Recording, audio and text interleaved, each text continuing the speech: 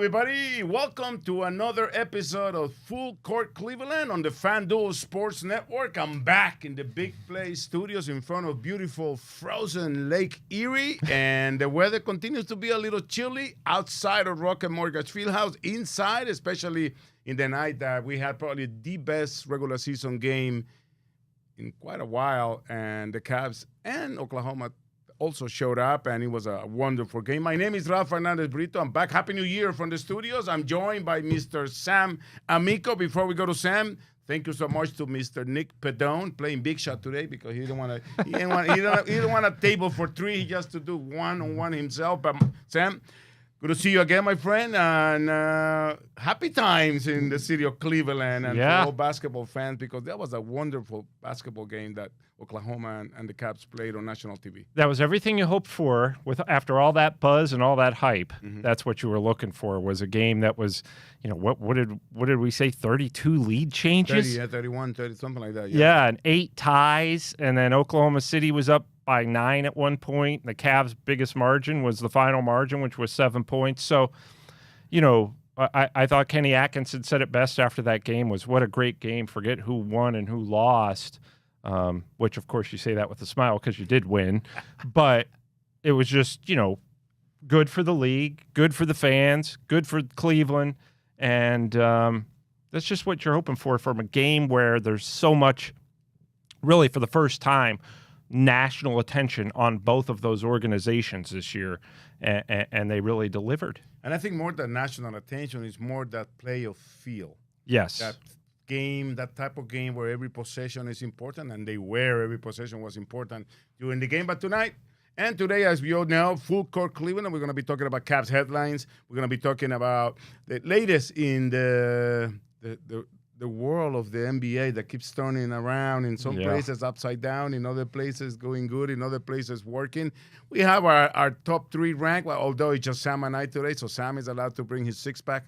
I'm allowed to bring my I might bring a whole 12-pack. Yeah. But last night and any other night at Rocket Mortgage Fieldhouse, when you talk about the game between the 2 best teams in the league, and now, by the time the Cavs won the game, they also possess, at the moment we speak, the best home record, the best road record. They're still undefeated against the West. There's like 5 games in January left over that are against the West Coast teams. But, Sam, I think there's no way you can look at this other than saying, even on a night that Donovan Mitchell doesn't have his game, probably the worst game of the regular season for him in terms of what we are used to seeing. It's so hard to be and have to be great every night, right? But in terms of what we are used to seeing from Donovan Mitchell, when he goes 2 for forever, although his 2 baskets were huge, the one to end the half and the other 3 from the corner on the right side to kind of start to making the rice simmer for the victory. But again, I think it's I don't want to say a warning, but a message to the NBA and to those guys who have been saying, well, it's a good start. Well, it's a long season. The Cavs really have to do this one. I don't know what's going to be said now. My tweet last night was, what now? What's going to happen now? Well, they have done everything they're supposed to do. That's it, and more, right? Yeah, I mean, and I think one of the things that they talked about that Kenny Atkinson said was, after the game, the players said, last year we lose this game. Mm-hmm. And that's just part of the natural maturation process of having been in playoff games and experiencing bigger games that the Cavs have done the last 2 years in the postseason. And, what did we say coming into the season was Darius Garland had a rocky year last year. He needs injuries. Injuries. Well, there were multiple reasons, but he had said that the joys return.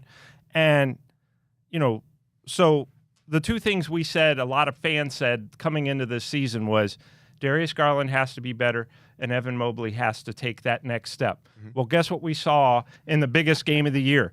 Evan Mobley hit the second biggest shot of the game, or maybe even the biggest, to give the Cavs, a 5-point lead, and then Darius hitting that floater at the end of the game to seal the deal. So all of the things that we kind of were saying over the summer or off-season have really come true. They've come to fruition.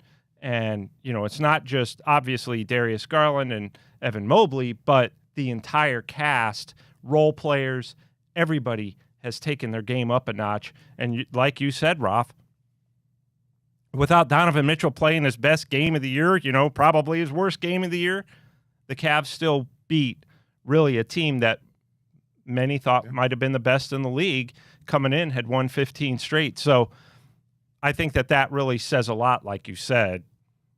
Look, this is not just a one-man show. It's not a 2 or 3-man show. Jared Allen had a fantastic monster game. So it really is, a message to the rest of the league and the nation, because it was on national television.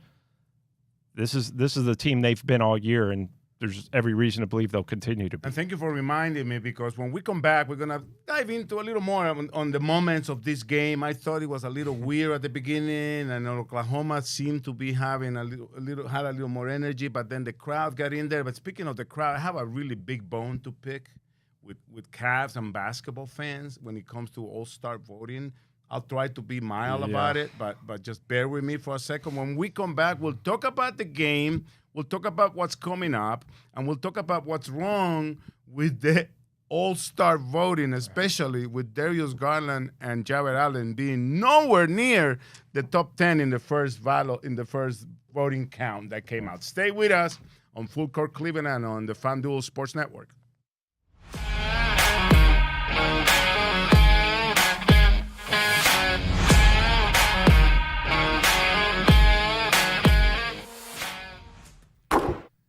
Welcome back, everybody, to the FanDuel Sports Network with Full Court Cleveland. Sam Amico, yours truly, Rafa Hernandez Brito, and it's the moment to go with the Cleveland headlines, which are brought to you by our good friends at Garage Beer. Garage Beer comes in just 2 flavors, like Nick Pedone says, classic, light, lager, and lime.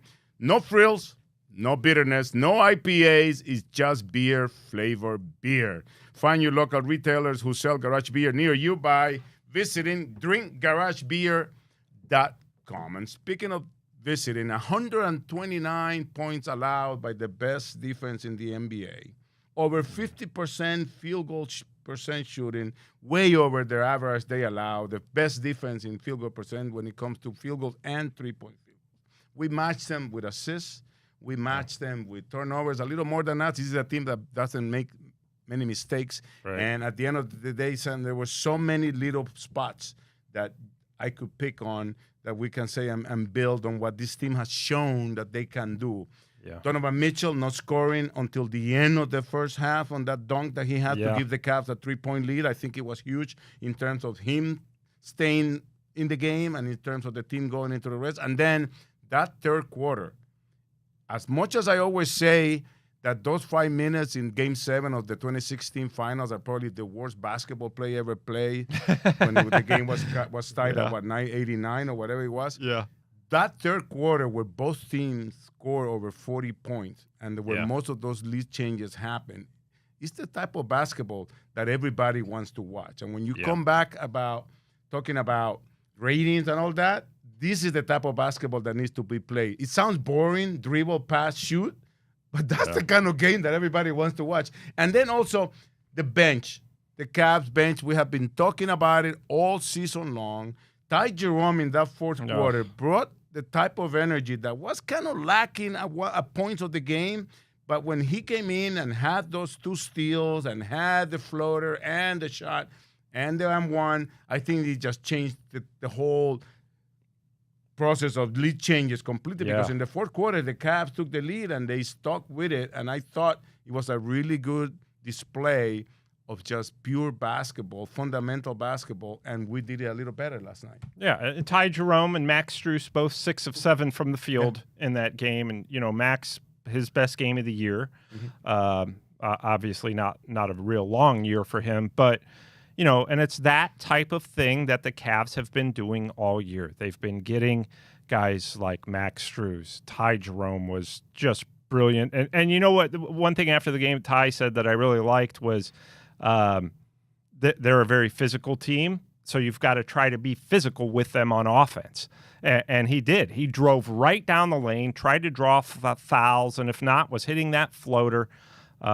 Really, and those guys like Ty Jerome, Max Strus, George Niang, obviously Karis LeVert, Sam Merrill when he's healthy, Isaac Okoro, Dean Wade, those guys have all played such huge roles in this start to the season. Well, I guess not even a start anymore because we're about at the midway point. Halfway into it, right. man. So I just think all of those things, you know what you're going to get from your core four, which is at least one of those four, probably two of them, if not three, are going to dominate, but it's these other guys that have just, we're not talking about them for the All-Star game, which I know you're going to get to in a minute, but they've been just remarkable in terms of taking their games to another level. And that, a lot of that is them, a lot of it's coaching as well. Speaking of coaching, thank you for the segue. Kenny Atkinson has done a really good job. Won both Coach of the Month awards so far. But our head coach here, Ryan Smith, had put something in the notes, and I'm a player. I'm a coach's player, and even though I strongly believe on the saying that if my grandmother had wheels, she would be a bicycle, I have to ask you what they tell me here to ask you. How different is this game, would that game been if Chet Holmgren had played the game? Yeah, that'd be a little different. I mean, you're talking about a 7'1" guy who's their second best player, right? Mm-hmm. So that gives them somebody to help. Now you have Hartenstein and Holmgren to help, offset theoretically the Cavs' twin towers in Mobley and Allen. That said, look, you can never play I guess you can, but it's really not a great idea to play the would've, could've, should've game. Yeah. At some point, Holmgren will be back, and I know that the Cavs and any team would want to play the Thunder when they're totally, there's just games where the Cavs have been undermanned, right? So you just have to win what's in front of you. And I will say this. It's not like they were struggling without Chet Holmgren leading into this game. They had won 15 straight. So they were doing a lot of things very well. They remind me very much, this is only the second time I've seen the Thunder play all year. They remind me very much of the Cavs with the way they move the ball, swing the ball, hit cutters, a very good passing team, good defensive team. So, yeah, I mean, obviously the dynamic of the game would have been different. I don't know that the outcome would have been. Yeah.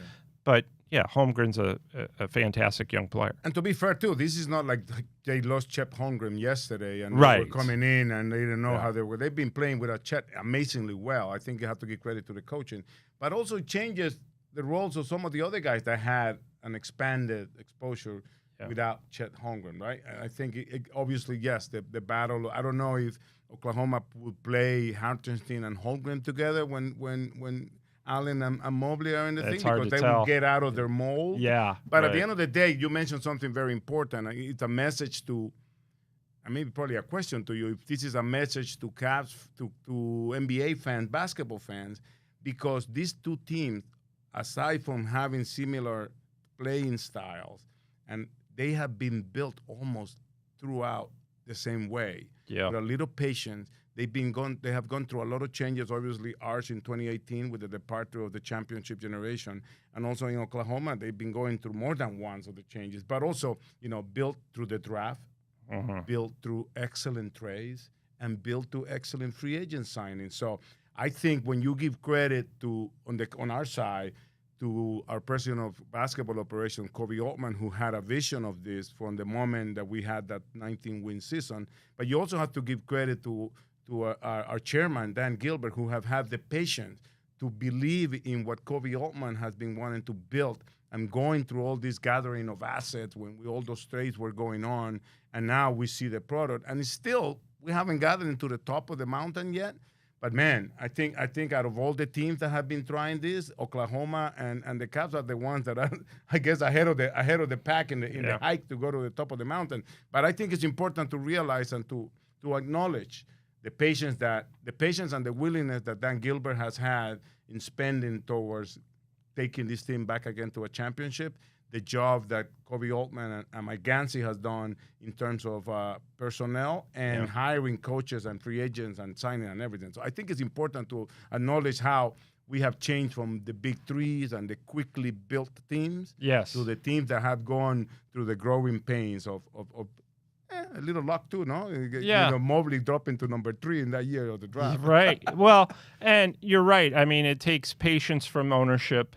It takes patience really from Kobe Altman and Mike Gansey to say, you know what, we're going to see this through. And then if you're Kobe Altman, you see that Donovan Mitchell's available and you sneak in there and you make that trade. Really what the Cavs and the Thunder have done is create a blueprint on, you know what, you don't have to have the big superstar, big name come sign with you in free agency. If you build the right way, you can see some of the fruits of that labor. And right now, certainly the Cavaliers and Thunder both, despite not being the big market teams, have been built the right way. Let me ask you a question. How many guys do you think are all-stars in Oklahoma? Well, obviously, Gilgeous-Alexander. We'll talk about him later, but other than that, do they have the clear all-stars that we have?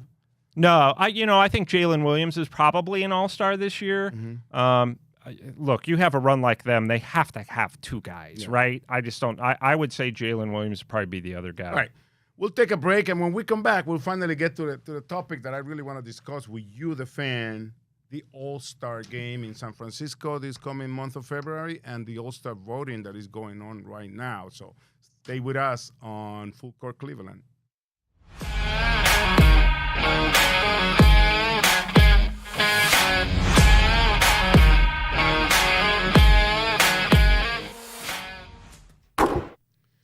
De regreso con ustedes. I have to do my Spanish comeback, Sam. We're right back with you, Full Court Cleveland, Ryan Smith, Sam Amico, and yours truly, Rafa Hernandez Brito, on a day where the Cavs wake up as the best team in the NBA. No questions asked. I don't want to even hear a debate.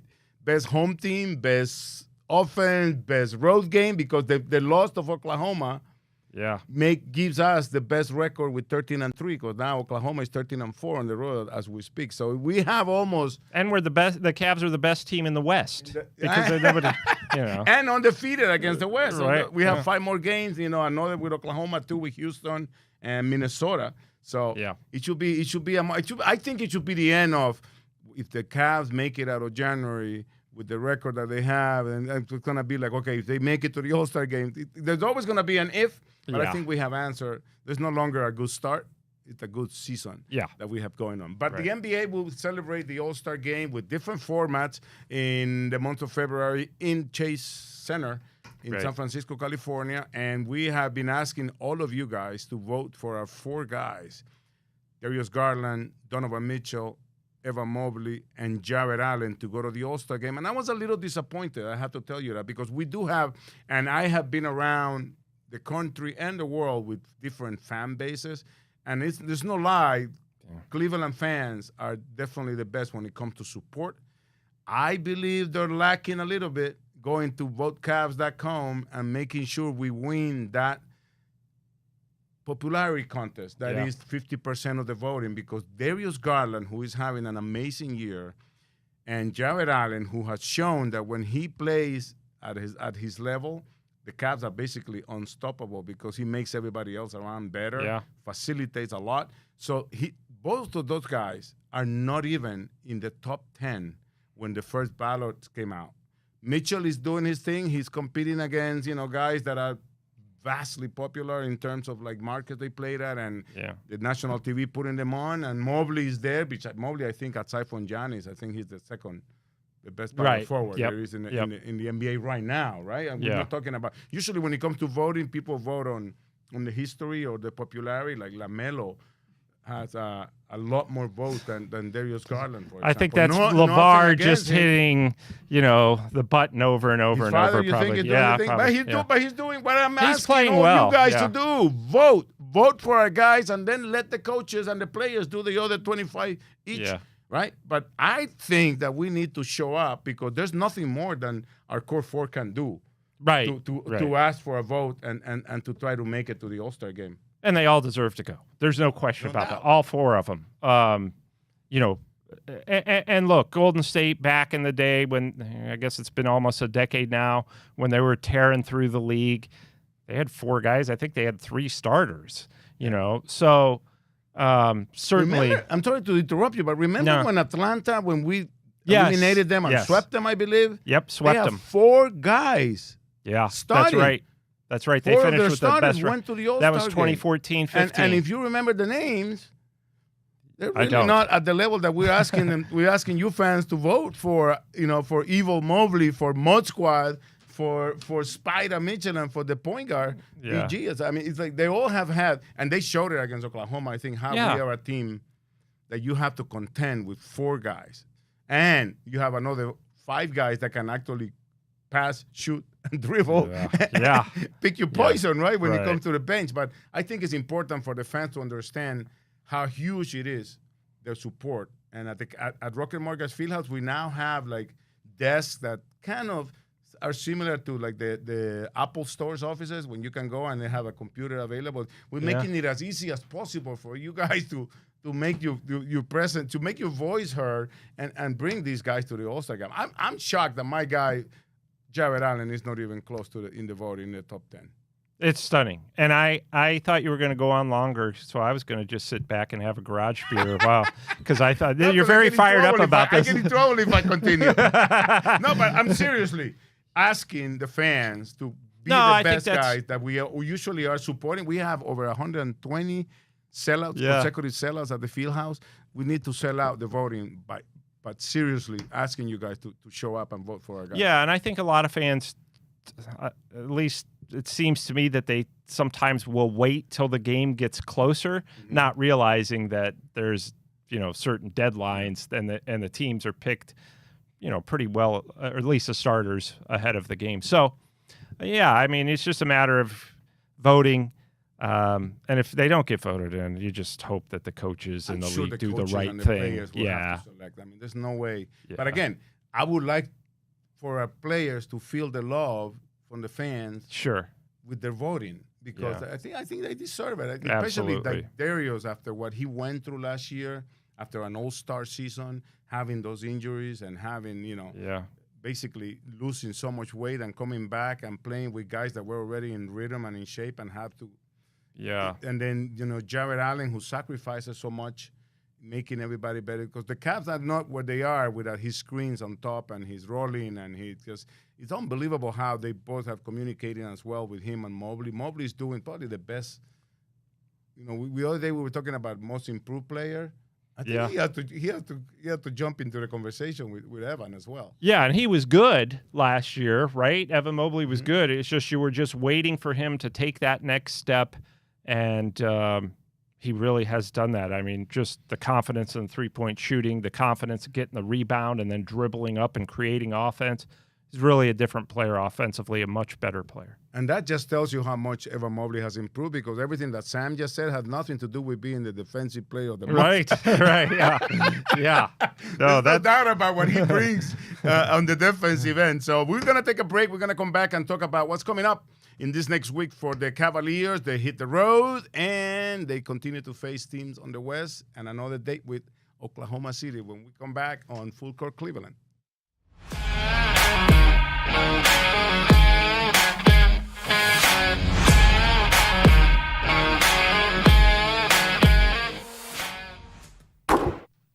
Welcome back, everybody, to Full Court Cleveland. Sam Amico, Raf Fernandez Brito with you guys from the Big Play Studios. What is this? The Burke Lakefront Airport. Lakefront Airport Studios. Burke Airport, Yeah. whatever. It's Yeah. beautifully frozen, and it was so amazing. The weather has been so frigid that the waves on the lake kind of froze like the day after tomorrow style. Everything froze where the water where it was at the time that It's creepy. The eye of the storm came. It's unbelievable to see the walls of. It looks like salt, but it's just water frozen in midair. Yeah. Right on the coast of I thought I Lake was Erie. going to be frozen in mid-stride walking into the arena the other night, but It was completely frozen. But this coming up, after the win in Oklahoma, the Cavs jump back immediately after against Toronto, which is a game that is going to take place the day that we're recording this programming. The good news for the Cavs is that their rival also played the night before. The Raptors lost to the Knicks at Madison Square Garden, so they're on the road, back-to-back on the roads are really rough because you show up late at the hotel and then you got to get up early. There's no shoot-around, but I think it's a little advantage for the Cavs, especially considering the amount of players Kenny Atkinson has been using, and he's stuck to his guns throughout the whole season, and that's something also worth talking about. But also, back-to-back in terms of games home and away with the Pacers. Yes. How do you like those games? And it's a matchup that the Pacers have been getting better a little bit and getting healthier, which I think is the key word here for Indiana. And just as they get healthy, they might get a little bump about having to go play two games in Paris, which is going to throw their schedule completely off. But that's what the Cavs have coming up. Right. Well, with the Pacers, this is a team that's obviously starting, like you said, Ralph, getting a little bit better all of a sudden. Went to the Eastern Conference Finals last year. Had a rocky start to the season, but has been pulling. They've been pulling it together. Obviously, a lot of talent there with Halliburton and Miles Turner and Siakam. And Nesmith, some of these other guys that were kind of flying under the radar. But, yeah, they're just now starting to pull it together.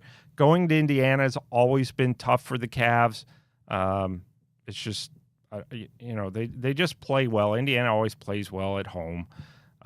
So, yeah, and that's a nationally televised game, the one in Indiana. Mm-hmm. So, you just try and I know the athletes say it drives me crazy when they do. It doesn't drive me crazy, but I think it drives the fans crazy, saying, we just got to take it one step at a time here. And that's really what you got to do. You got to focus on the next game. And with the Pacers obviously on the rise, the Cavs are in a situation now, they're going to have a target on their back, mm-hmm. And I think they love that. But, so they've got to be well aware of these teams now aren't just saying, well, it's a Tuesday night game in January against the Cavs, no big deal.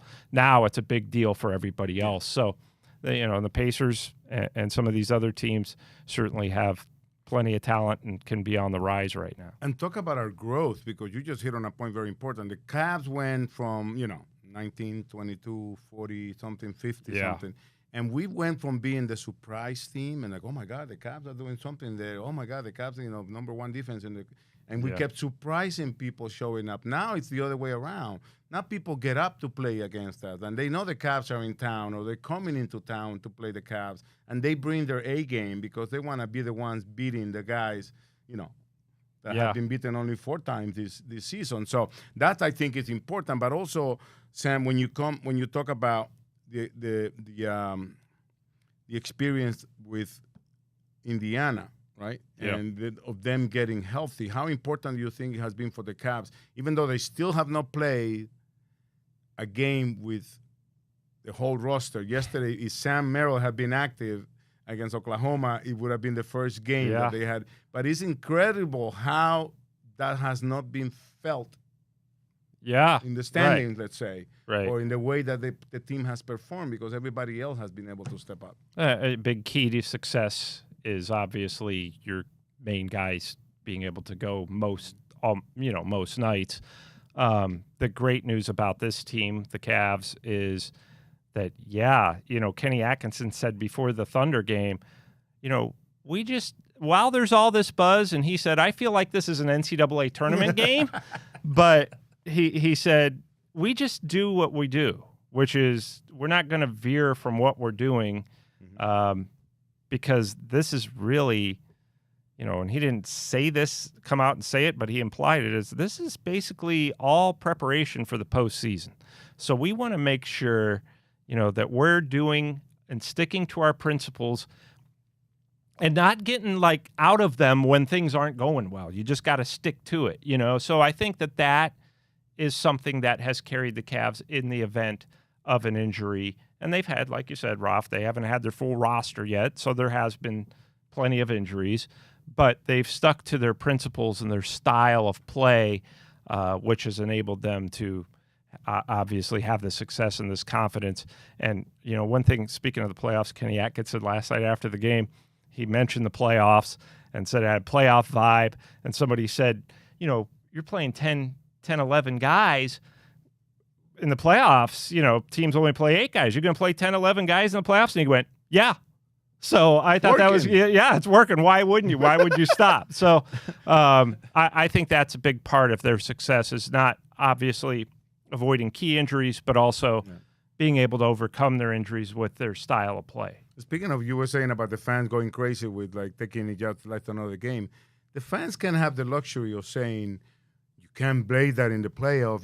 Kenny Atkinson is not going to play 11 guy or 11-man rotation. Yes, he sold everybody into the sacrifice of playing 31 minutes or less, and I think it's working just fine. And why change in the playoff? He might change. I'm not saying he won't, but hey, why not? It's working, right? It doesn't matter. It's just another game. It's just another series, and you're preparing for the same team.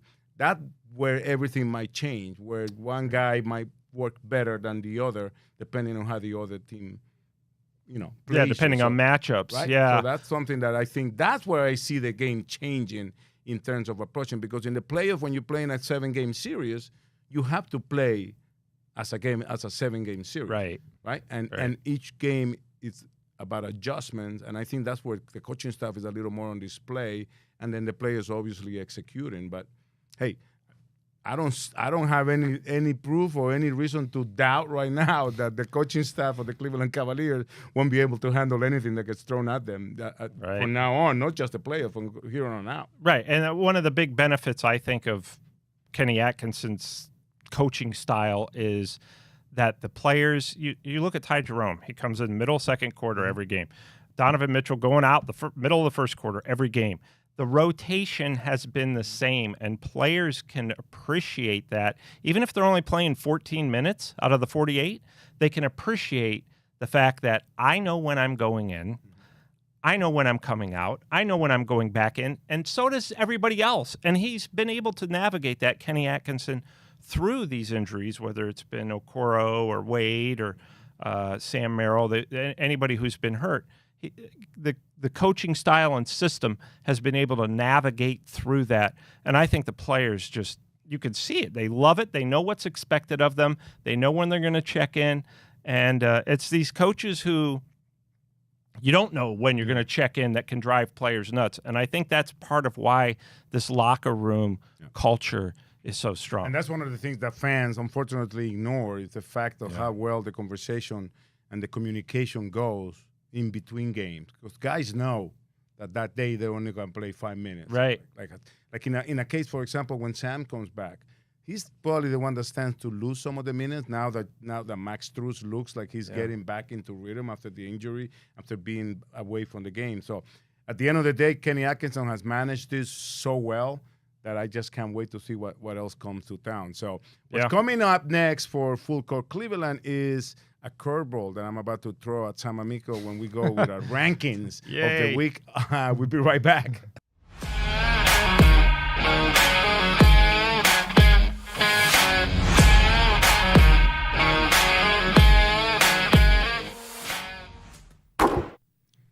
Welcome back, everybody, to Full Court Cleveland. Our head coach, Ryan Smith, Sam Amico, and yours truly, Rafa Hernandez Brito. And Sam, my days while I was moonlighting as a Spanish radio sports talk head, I was known for going off script more often than not. I don't believe that. My then producer, now wife, used to get very upset at me for that. She still gets upset at me for different things now. But what I have written here in our rundown is yesterday's Cavs Thunder matchup lived up to the hype. So today we are going to power rank our favorite regular season games of all time. So my changing of the script is, instead of with the regular season game, I would like to find out in your years of covering sports after you invented the internet with Joe Gabriel, the Wolf, after you stole the idea from Al Gore. Favorite crowds in games that you have covered or been at. I want to see if we can share at least one of those that I have, especially here in Cleveland.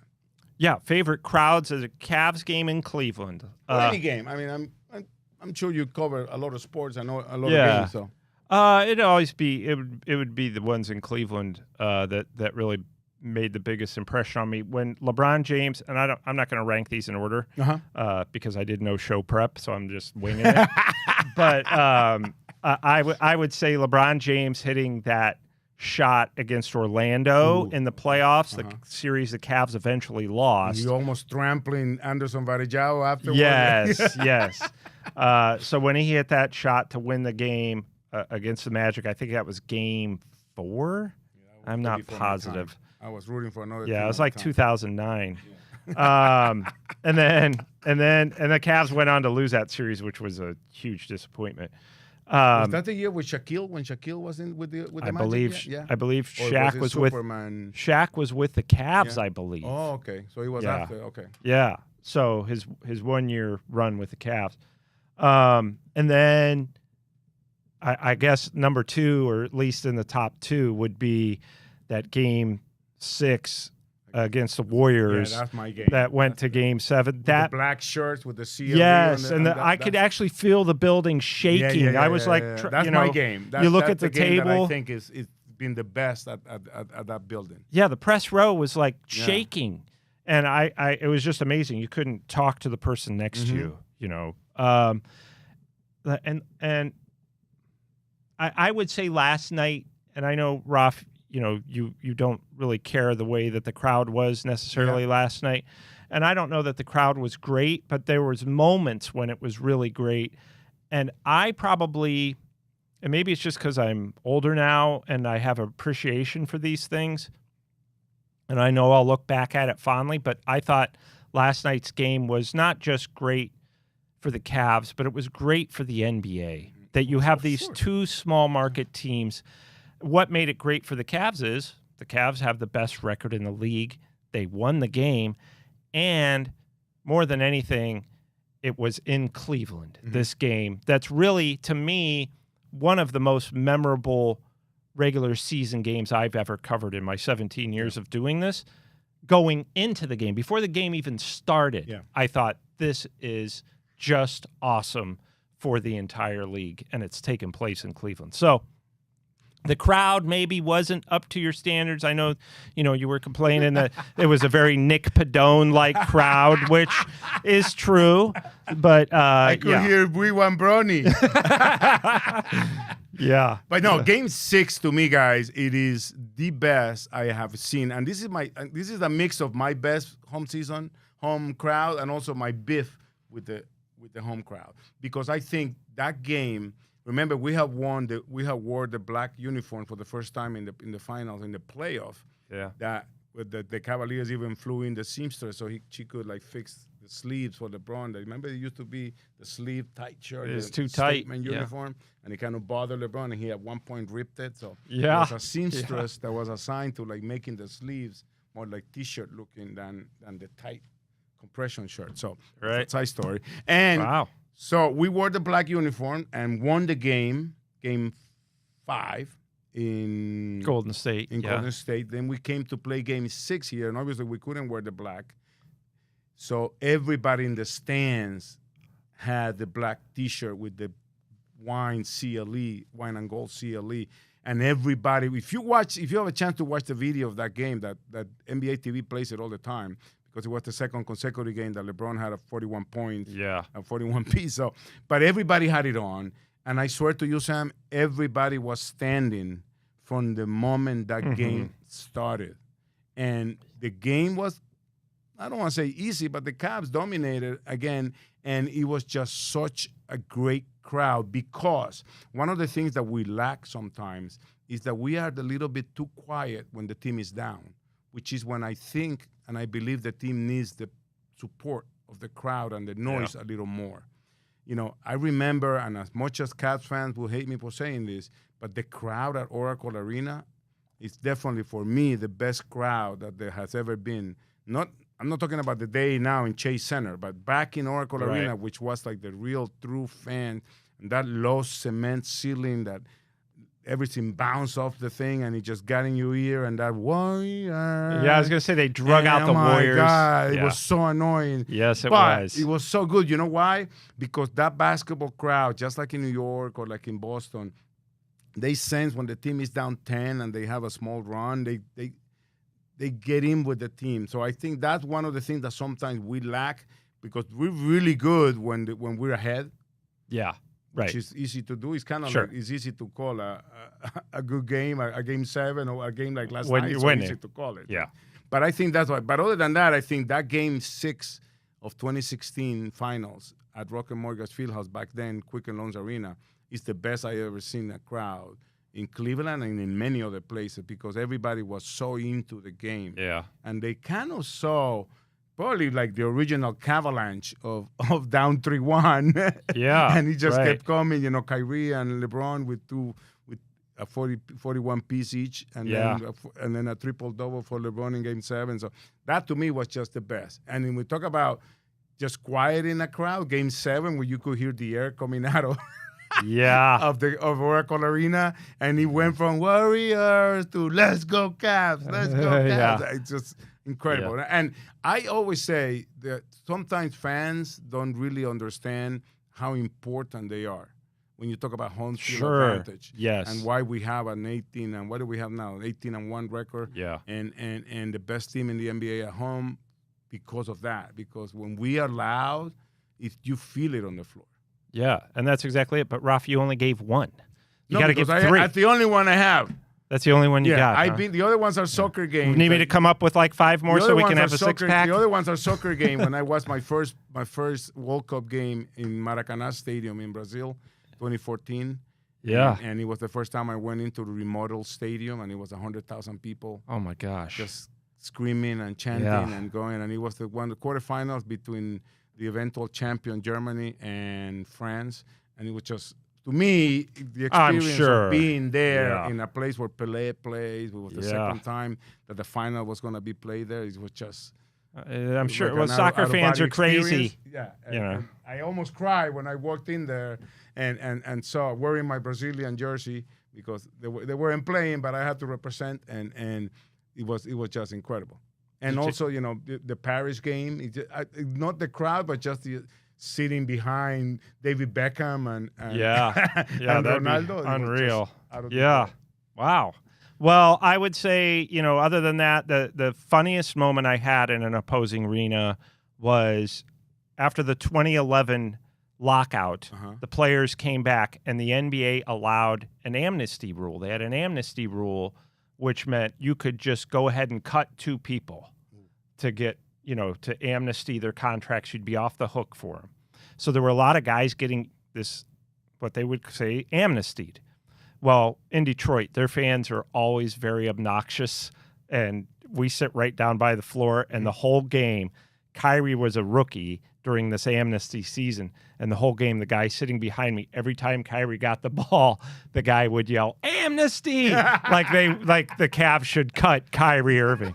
But he said it the whole game. So hey, we'll amnesty our fans for another break. There we go. How about that? All right. We'll be right back in Full Court Cleveland.